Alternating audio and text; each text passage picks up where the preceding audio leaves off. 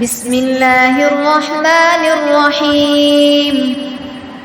اقرأ باسم ربك الذي خلق خلق الإنسان من علق اقرأ وربك الأكرم الذي علم بالقلم علم الإنسان ما لم يعلم كلا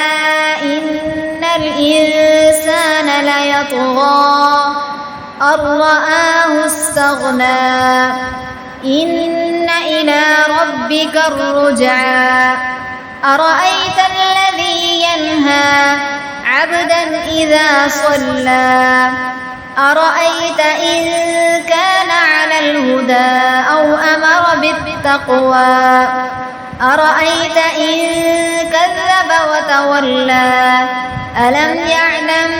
بأن الله يرى كلا لئن لم ينته لنسفعا بالناصية ناصية كاذبة خاطئة